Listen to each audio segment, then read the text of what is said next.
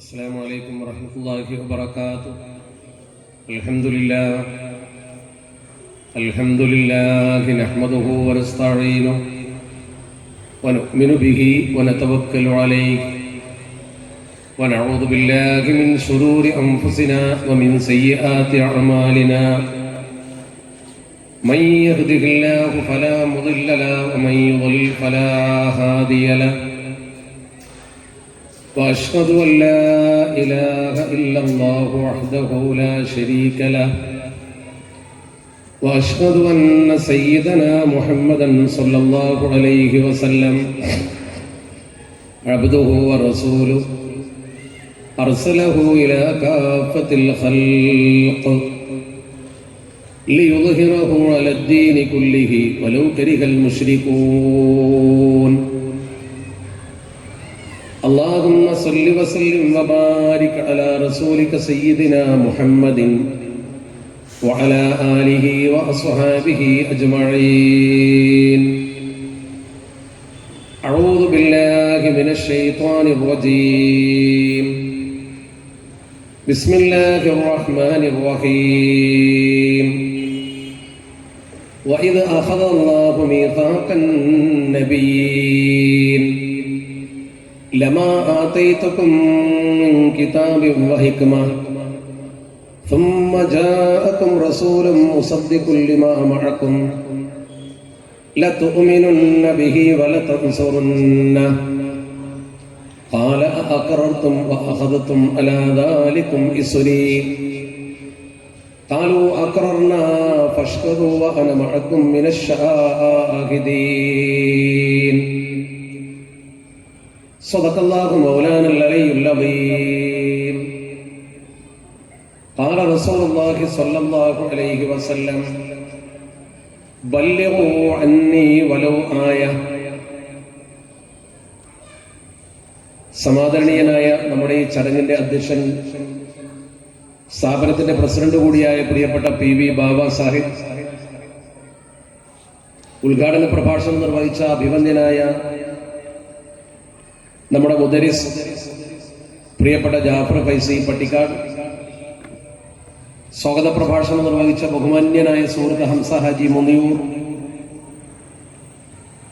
വേദിയിലുള്ള പ്രിയപ്പെട്ട ബീരാൻകുട്ടി ഫൈസി അടക്കമുള്ള നമ്മുടെ ഉലമാക്കൾ, ഉമറാക്കൾ, സ്ഥാപന ഭാരവാഹികൾ, എൻ്റെ മുന്നിലുള്ള ബഹുമാന്യരായ കാരണവന്മാർ, ഉമ്മമാർ, സഹോദരിമാർ, പ്രിയപ്പെട്ട ചെറുപ്പക്കാർ, നല്ലവരായ വിദ്യാർത്ഥികൾ, അർഹമുറാഹിമായ റബ്ബ് സുബ്ഹാനഹു വ തആല ഈ പ്രവർത്തനം നമ്മിൽ നിന്നും കബൂൽ ചെയ്ത് ഉത്തമമായ പ്രതിഫലം നമുക്ക് രേഖപ്പെടുത്തട്ടെ.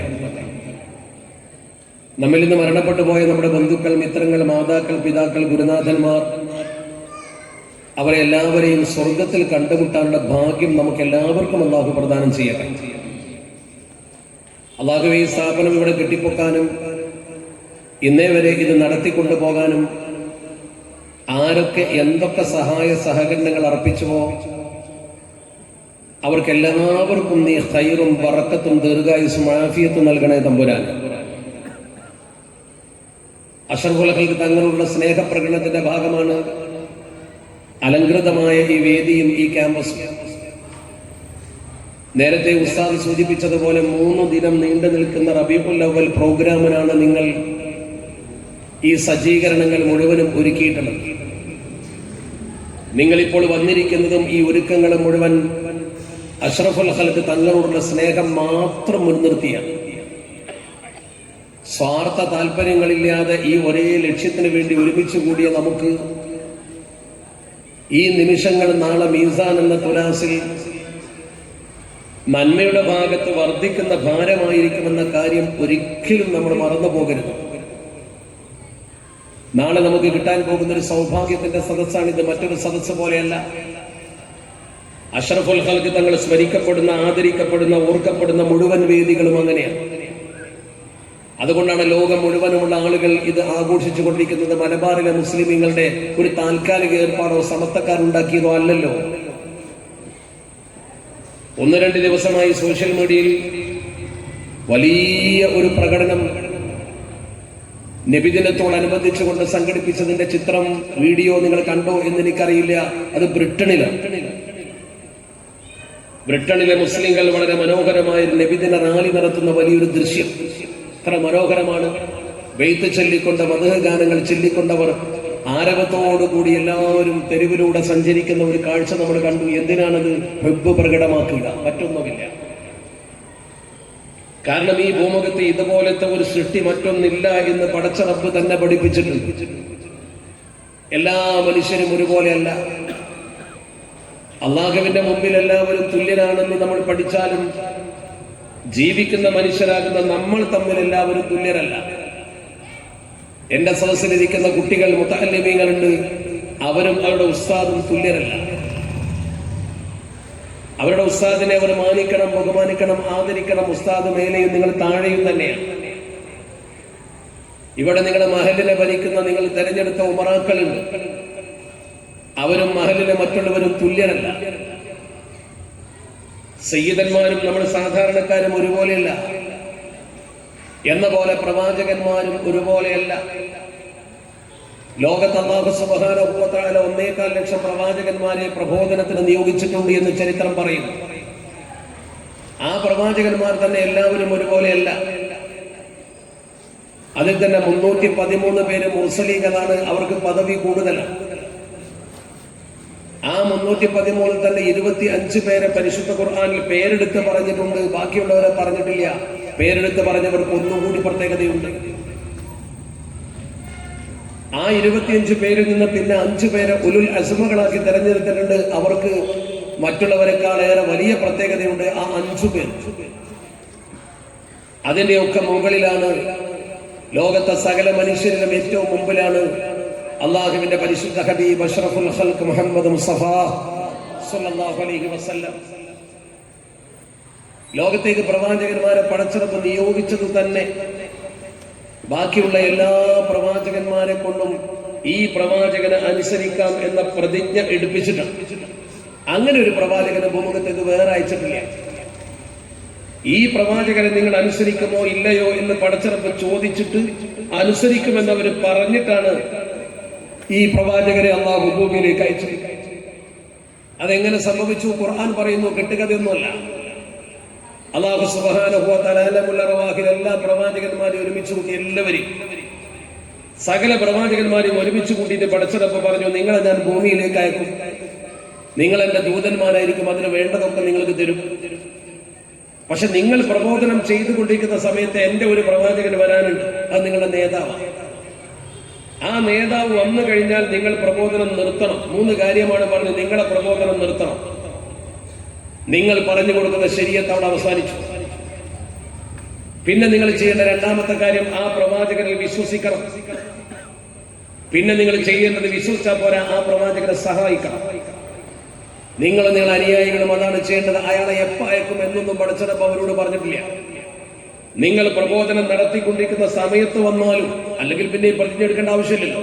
അവരൊക്കെ കഴിഞ്ഞു പോയതിന്റെ അവസാനമാണ് വരുന്നതെങ്കിൽ പിന്നെ അവർക്ക് ബാധ്യതയൊന്നുമില്ലല്ലോ. പരലോകത്ത് അംഗീകരിച്ചാൽ മതി, ഇഹലോകം കഴിഞ്ഞു പോയില്ലേ. നേരെ മറിച്ച് പടച്ചിറപ്പ് പറയുന്നു, ആ പ്രവാചകൻ എപ്പോ വരുമെന്ന് പോലും അവരോട് സൂചിപ്പിക്കാതെ അള്ളാഹുവിന്റെ പരിശുദ്ധ തിരുദൂതന് പറഞ്ഞു കൊടുത്തു, എപ്പോൾ എന്റെ ആ നബി വന്നാലും നിങ്ങൾ എല്ലാ പ്രബോധനം നിർത്തിവെച്ച് അദ്ദേഹത്തിന്റെ പിന്നിൽ കൂടണം. പിന്നെ നിങ്ങൾ നബിയല്ല, പിന്നെ നിങ്ങൾ അനുയായിയാണ്.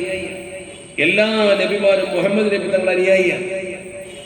ഇത് അള്ളാഹുവിന്റെ പരിശുദ്ധ ഖുർആൻ പച്ചയിൽ പറഞ്ഞു, വഇദ അഖദല്ലാഹു മിസാഖൻ നബിയ്യീൻ, വഇദ അഖദല്ലാഹു മീസാഖൻ നബിയ്യീൻ, പ്രവാചകന്മാരെ കൊണ്ട് പടച്ചറബ് ഒരു പ്രതിജ്ഞ ചെയ്യിച്ചു.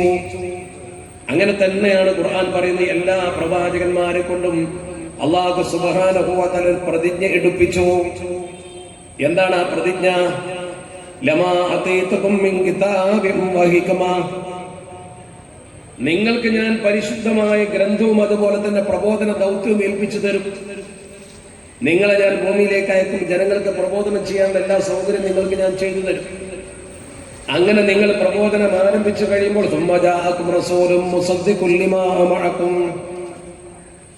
ആ സന്ദർഭത്തിൽ എന്റെ ഒരു നബി നിങ്ങളെടുത്ത് വരും. നിങ്ങൾ പ്രബോധനം ചെയ്യുന്ന എന്നെ കുറിച്ചുള്ള അതേ സത്യങ്ങൾ തന്നെയാണ് അദ്ദേഹം പറയുക. നിങ്ങൾ പ്രബോധനം ചെയ്യുന്നതും എന്റെ ദീനാണ്, ആ പ്രവാചകൻ പറയുന്നതും എന്റെ ദീനാണ്. പക്ഷെ നിങ്ങളുടെ ദീൻ പറയലും പിന്നെ നിർത്തണം. ആ പ്രവാചകൻ വരുന്നതോടുകൂടി നിങ്ങളൊക്കെ സ്റ്റോപ്പ് ചെയ്യണം. അയാൾ വന്നാൽ പിന്നെ നിങ്ങൾ എന്താ ചെയ്യേണ്ടതില്ല? തുഅ്മിനുന്ന ബിഹി വല തൻസുറുന്നഹു. അല്ലാതെ നിങ്ങൾ വേറെ പ്രബോധനം നടത്താനൊന്നും പോണ്ട.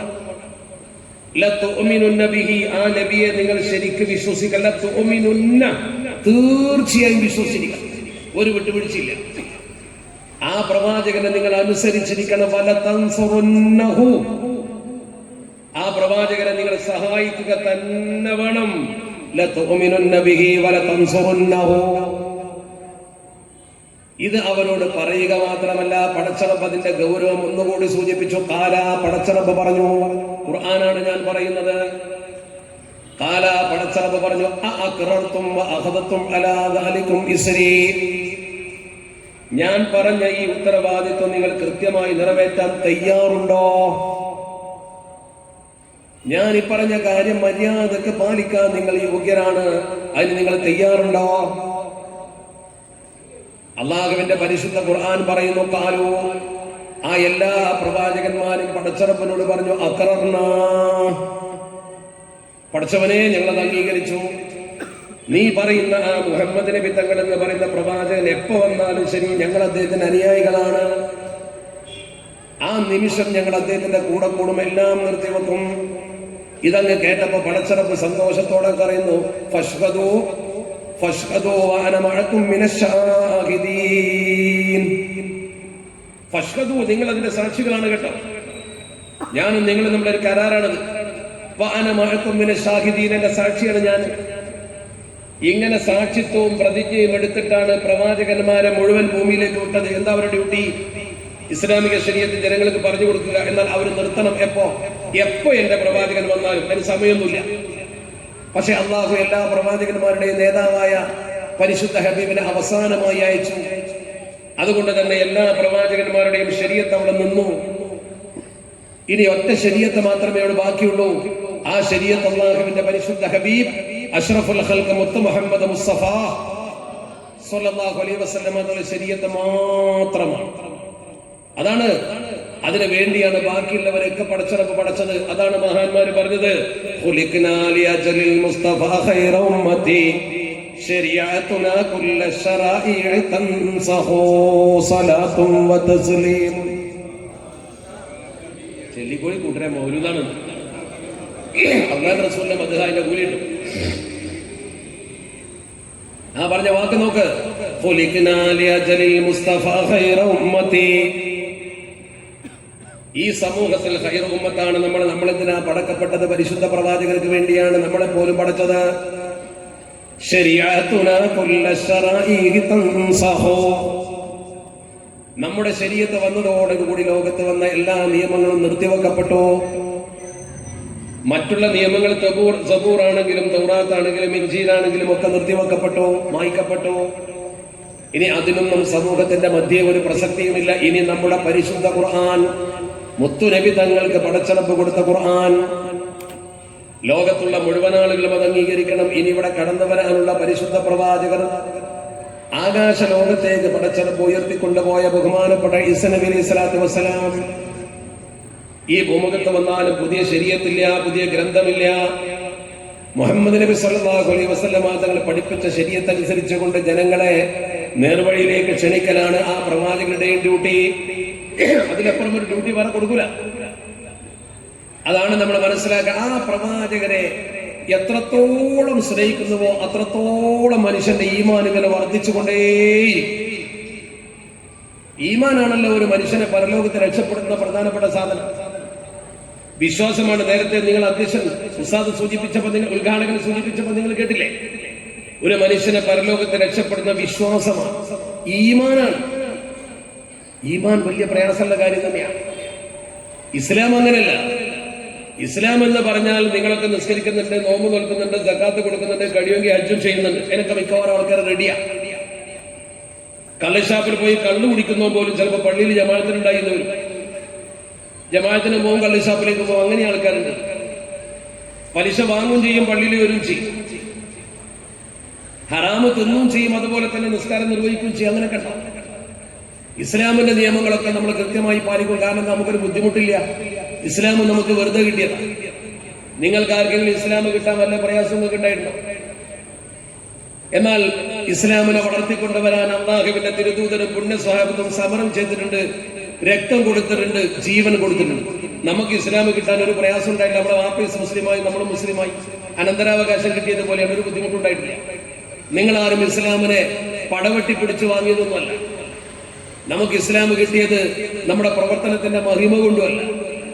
നമ്മുടെ കുടുംബം ഇസ്ലാമിൽ വന്നു, നമ്മുടെ ഇസ്ലാമിലേക്ക് വന്നു, അത്രയുള്ള വലിയ ത്യാഗമൊന്നും നമ്മളതിന് സഹിച്ചിട്ടില്ല. നേരെ മറിച്ച് ഈമാൻ അങ്ങനെയല്ല, അതിൽ പണിപ്പെട്ടുണ്ടാക്കണം. ഒരാൾ പള്ളിയിൽ വന്ന് എപ്പോഴും നിസ്കരിച്ചു ഞാൻ ചീമാണ്ടായിക്കൊള്ളുന്നില്ല. മൗലിദിന്റെ സദസ്സിൽ വന്നിരുന്നു ഞാൻ ചീമാണ്ടെന്നൊന്നും പറയാൻ പറ്റൂല. ഈമാൻ സലാമത്താവുന്ന വല്ലാത്തൊരു സംഗതിയാണ്. ആ ഈമാന്റെ മാറ്റുര കല്ല് എന്ന് പറയുന്നത് ഹുബ്ബുൻ നബിയാണ്. മുത്തുനബി തങ്ങളോട് എത്ര സ്നേഹമുണ്ടോ അത്ര ഒരു മനുഷ്യന്റെ മനസ്സിൽ ഈമാൻ ഇങ്ങനെ വർദ്ധിക്കും.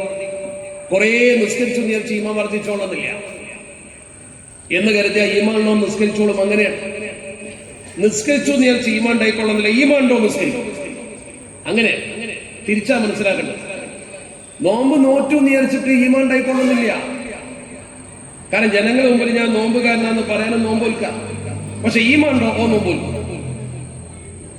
അതുകൊണ്ടാണ് അള്ളാഹുവിന്റെ പരിശുദ്ധ ഖുർആനിലെ എല്ലാ സ്ഥലത്തും പറഞ്ഞെന്താ, യാ അയ്യുഹല്ലദീന ആമനു വഅമിലു സ്വാലിഹാത്ത്. ഈമാനാണ് ആദ്യം പറഞ്ഞത്, അമലു സ്വാലിഹാത്തിനല്ല. അമലു സ്വാലിഹാത്ത് കാട്ടിക്കൂട്ടാൻ ആർക്കും കഴിയും. ഞാൻ വലിയ ആബിദാന്ന് വരുത്തി തീർക്കാൻ കഴിയും. പക്ഷെ ഈമാൻ എന്ന് പറയുന്നത് ആ മനുഷ്യന്റെ മനസ്സിൽ ഇഖ്ലാസോടെ ഉണ്ടാകേണ്ട ഒരു സംഗതിയാണ്. അതുണ്ടോ എന്ന് പെട്ടെന്ന് നോക്കിയാലൊന്നും അറിയില്ല. ചിലപ്പോ നമ്മുടെ മുമ്പിൽ നല്ല മനോഹരമായിട്ട് ഇങ്ങനെ ജീവിക്കുന്ന ആളും ഉള്ളു ചിലപ്പോ പോക്കയിരിക്കും. അയാളെ രഹസ്യ ജീവിതം എങ്ങനെ നമുക്ക് പറയാൻ പറ്റൂല. രഹസ്യമായും പരസ്യമായും പടച്ചറപ്പിനെ ഭയപ്പെടുന്ന ഒരു കൽബുണ്ടോ? അതുണ്ടാകണമെങ്കിൽ അല്ലാഹുവിന്റെ പരിശുദ്ധ ഹബീബിനോട് സ്നേഹവും കൂടണം. സഹാബത്തിന്റെ കൂട്ടത്തിൽ ആരാധന നിർവഹിക്കുന്ന എത്ര വലിയ മഹത്വങ്ങൾ ഉണ്ടായിരുന്നു. നിരന്തരമായി പള്ളിയിൽ കഴിയുന്ന സഹാബത്തുണ്ടായിരുന്നല്ലോ. പട്ടിണി കിടന്ന് ഇബാദത്ത് ചെയ്യുന്ന മനുഷ്യന്മാരുണ്ടായിരുന്നല്ലോ. എന്നാൽ അവരെ കൂട്ടത്തിൽ നിന്നൊക്കെ പടച്ചറപ്പ് തെരഞ്ഞെടുത്തത് ഏറ്റവും കൂടുതൽ ഈമാനുള്ള മനുഷ്യൻ ഒരൊറ്റ മനുഷ്യനാണ്. അത് ബഹുമാനപ്പെട്ട അബൂബക്കർ സിദ്ദീഖ് റളിയല്ലാഹു തആല അൻഹു.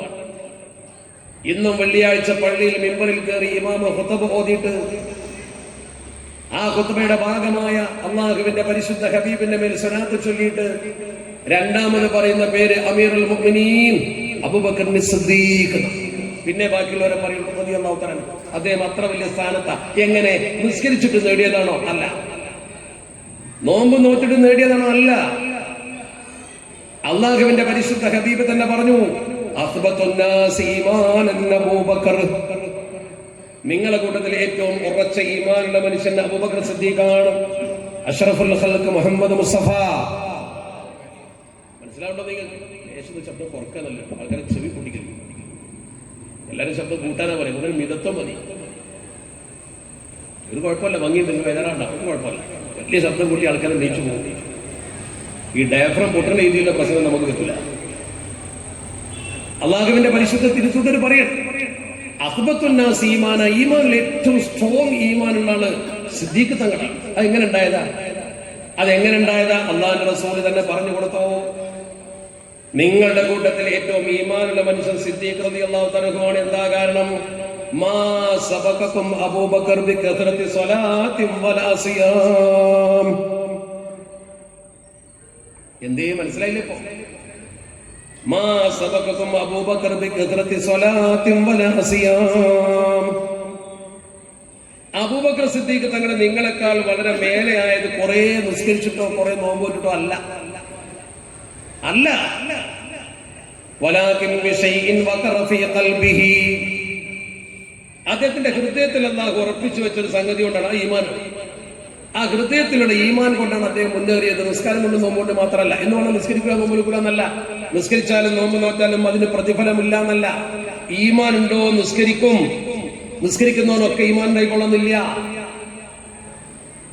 അതാ മനസ്സിലായത്. സിദ്ദീഖ് തങ്ങൾ നിങ്ങളെക്കാൾ മുന്നിൽ പോയത് അദ്ദേഹത്തിന്റെ ഇബാദത്ത് കൊണ്ടല്ലാമ.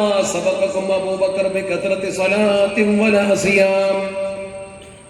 വലാകിൻ ബിശൈഇൻ വഖറ ഫീ ഖൽബിഹി വലാകിൻ ബിശൈഇൻ വഖറ ഫീ ഖൽബിഹി.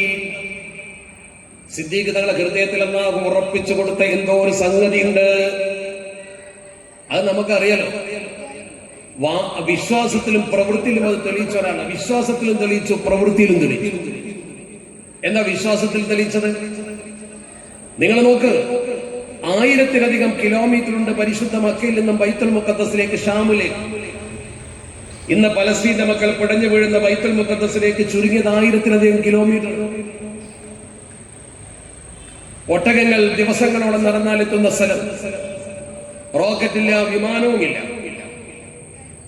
ആ കാലത്താണ് അല്ലാഹുവിന്റെ പരിശുദ്ധ പ്രവാചകർ പരിശുദ്ധ മക്കയിൽ നിന്ന് നേരെ ബൈത്തുൽ മുഖദ്ദസിലേക്ക് പോയി അവിടുന്ന് ആകാശത്തേക്ക് പടച്ചറപ്പ് കൊണ്ടുപോയ മിഅ്റാജും ഇസ്റാഉം. മക്ക ടു ബൈത്തുൽ മുഖദ്ദസ് ഇസ്റാ, ബൈത്തുൽ മുഖദ്ദസ് ടു ആകാശത്തെ പടച്ചറപ്പിന്റെ അടുത്തേക്ക് മിഅ്റാജ്. ഇസ്റാ എന്ന രാപ്രയാണം, മിഅ്റാജ് എന്ന ആകാശാരോഹണം. അത് ഖുർആനിൽ പറഞ്ഞു തന്നെ അങ്ങനെ, സുബ്ഹാനല്ലദീ അസ്റാ ബിഅബ്ദിഹി. സുബ്ഹാന കൊണ്ടാ തുടങ്ങുന്നത്. എന്താ അത്ഭുതം ഉണ്ടാവുമ്പോഴാ സുബ്ഹാന പറയും. സുബ്ഹാനല്ലാഹ് അല്ലെങ്കിൽ പിന്നെ നേരെ പറഞ്ഞാൽ പറയും. സ്വപ്നത്തിലാണ് നബി തങ്ങൾ പോയതെന്ന് പറയുന്ന ആൾക്കാരുടെ പിന്നെന്തിനാ പടച്ചറപ്പ് സുബ്ഹാന എന്ന് പറഞ്ഞത്? അല്ലദീ അസ്റാ ബിഅബ്ദിഹി എന്താ അർത്ഥം? അറബി ഭാഷ പഠിച്ച കുട്ടികളിൽ അവിടെ അല്ലദീ അസ്റാ ബിഅബ്ദിഹി, അസ്റാ എന്ന രാപ്രയാണം ചെയ്യിച്ചു. ഇസ്റാ എന്ന രാത്രി സഞ്ചരിക്കുന്നതിനാ പറയാം. പകൽ സഞ്ചരിക്കുന്നതിന് ഇസ്റാ എന്ന് പറയില്ല. രാത്രി ഒരാൾ സഞ്ചരിക്കുന്നതിനാണ് ഇസ്റാ എന്ന് പറയാം. അസ്റാ, രാപ്രയാണം നടത്തിച്ചു അല്ലാഹുവിന്റെ പരിശുദ്ധ പ്രവാചകരെ. സുബ്ഹാനല്ലദീ അസ്റാ ബിഹി ലൈലൻ, രാത്രി. എന്തിനാ പിന്നെ പറഞ്ഞത്? എന്തിനാ പിന്നെ ലൈൽ എന്ന് പറഞ്ഞത്? അസ്റാ എന്ന് പറഞ്ഞാൽ തന്നെ രാത്രി സഞ്ചരിപ്പിച്ചു. പിന്നെ ലൈൽ എന്ന് പറഞ്ഞ എന്തിനാ? ഒറ്റ രാത്രി കൊണ്ട്.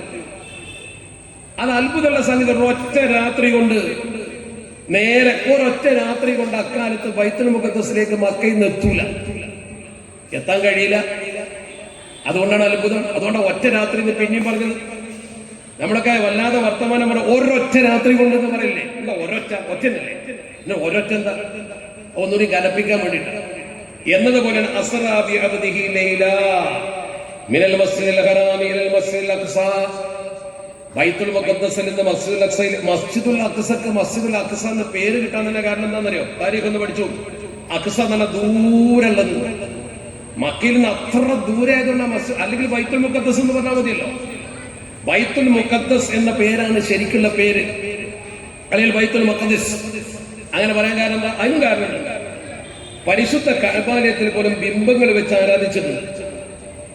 ധാരാളം ബിംബങ്ങളുടെ. പക്ഷെ ഒരു കാലത്തും ബൈത്തുൽ മുഖദ്ദസിൽ ബിംബം വന്നിട്ടില്ല. ബൈത്തുൽ മുഖദ്ദസിൽ വിഗ്രഹം വന്നിട്ടില്ല. അതുകൊണ്ടാണ് മുഖദ്ദസായ പള്ളി എന്നുള്ള പേരുള്ളത്. ദൂരെ ആയതുകൊണ്ടാണ് അഖ്സ എന്നുള്ള പേര് വരാൻ കാരണം. അപ്പൊ അത്ര ദൂരത്തേക്ക് ഒറ്റ രാത്രി കൊണ്ട് നബി തങ്ങൾ പോയി. അവിടുന്ന് പിന്നെ അല്ലാഹുവിനെ നേരെ പോയി ചെന്ന് കണ്ടു, തിരിച്ചു വന്നു. ഇത് വിശ്വസിക്കാൻ പറ്റില്ല. ഒരു സാമാന്യ ബുദ്ധിയുള്ള മനുഷ്യനത് വിശ്വസിക്കാൻ കഴിയില്ല. അതുകൊണ്ടാണ് അല്ലാഹു സുബ്ഹാനഹു വ തആല സുബ്ഹാന എന്ന പദം ഉപയോഗിച്ച് പറഞ്ഞതും അത്ഭുതങ്ങളും ആവർത്തിച്ചതുമൊക്കെ. നബി തങ്ങൾ തിരിച്ചു വന്നിട്ട് ഒരു രാത്രി കൊണ്ട് പോയി എന്ന് മാത്രമല്ല, തിരിച്ചു വന്നു. അപ്പൊ ഇരട്ടിയ തിരിച്ചു വന്ന് മക്കയിലെത്തിയപ്പോ നബി തങ്ങൾ സ്വഹാബത്തിനോട് അവിടെയുള്ള ആൾക്കാരോടൊക്കെ പറഞ്ഞു, ഇങ്ങനെ ഞാൻ പോയി ഒരു രാത്രി കൊണ്ട് വന്നു, നിസ്കാരവും കൊണ്ട് വന്നു. അതിനുള്ള നിസ്കാരം കൊണ്ടാണ് വരുന്നത്. 50 വക്ത് നിസ്കാരം ഫർദാക്കി കൊടുത്ത 50 വക്ത് നിസ്കാരവുമായി നബി തങ്ങൾ വരികയാണ്. വഴിക്ക് വെച്ച് ബഹുമാനപ്പെട്ട മൂസ നബി അലൈഹി സ്വലാത്തു വസ്സലാമിനെ കണ്ടു. മരിച്ചവരോട് സഹായം ചോദിക്കാൻ പാടുണ്ടോ, മമ്പർത്ത മക്കബറി പോകാൻ പാടുണ്ടോ എന്നൊക്കെ അവിടെ തർക്കിക്കലുണ്ട്. എന്നോ മരിച്ചുപോയ മൂസ നബി അലൈഹി സ്വലാത്തു വസ്സലാമാണ് സഹായം ചെയ്യുന്നത്. എന്താ ചെയ്തത്? 50 വക്ത് നിങ്ങൾ ഉമ്മത്തിന് താങ്ങൂല, അവിടെ കുറക്കാൻ പറയണം. ഒരു വട്ടം പോയി 5 കുറച്ചു, പിന്നെയും പോയി 5 കുറച്ചു, വീണ്ടും വീണ്ടും പോയി. മാബൈന റബ്ബിൻ വൽ കലീമി തറദ്ദദ തഫീഫ മഫറൂദിൻ അലൈഹി തശദ്ദദ. അധികമായി വന്ന ആ 50 വക്ത് കുറച്ച് കുറച്ച് കുറച്ച് കൊണ്ടുവന്ന് 5 ആക്കി. ഒരു വട്ടം പോയാൽ 5 കുറഞ്ഞു, 2 വട്ടം പോയാൽ 10 കുറഞ്ഞു. അങ്ങനെ പോയി പോയി പോയി എത്ര വട്ടം പോയി ഉണ്ടാവും ആലോചിച്ച് നോക്കും നിങ്ങൾ. 9 തവണ പോകുമ്പോൾ 45 കുറച്ച് 5 ആക്കി. 9 തവണ നബി തങ്ങൾ പോയി. ഇതൊരു സംഭവമല്ലേ? ഇതൊരു ചരിത്ര സംഭവമാണല്ലോ. തമാശക്ക് പറയാറുണ്ട്, പണ്ട് ഉസ്താദ് ഇത് ആവേശത്തോടെ വഴന്ന് പറഞ്ഞപ്പോ ഒരു കുട്ടി എഴുന്നേറ്റ് പറഞ്ഞുത്രേ, ഉസ്താദെ ഒരു വട്ടം കൂടി നബി പോയെന്നെങ്കിൽ എന്തൊരു സുഖമായിരുന്നു. അവന് തീരുണ്ടാവില്ല പരിപാടി. 10ാമത്തെ വട്ടം പോയി കഴിഞ്ഞാൽ നിസ്കാരം തന്നെ ഉണ്ടാവില്ല, നല്ല സൗകര്യമാണ്. അത് പോകാത്ത കുഴപ്പമെന്നാണ് ആ കുട്ടിന്റെ അഭിപ്രായം. ഞാനത് പറയാൻ കാരണം തമാശക്കല്ല, ആ സംഭവം ഉള്ളതാണ്. അങ്ങനത്തെ പരിശുദ്ധ പ്രവാചകർ തിരിച്ചു വന്നത് പറയുമ്പോൾ ഒരു കുട്ടിയും വിശ്വസിക്കില്ല. കളിയാക്കി, ആക്ഷേപിച്ചു. മുഹമ്മദിന് ഭ്രാന്താണ്, എവിടുന്ന് അത് നടക്കുകയെന്ന് ചോദിച്ചു. പക്ഷേ ഇങ്ങനൊരു സംഭവം നബി തങ്ങൾ പറയുന്നത് സിദ്ദീഖ് തങ്ങൾ അപ്പം കേട്ടിട്ടില്ല.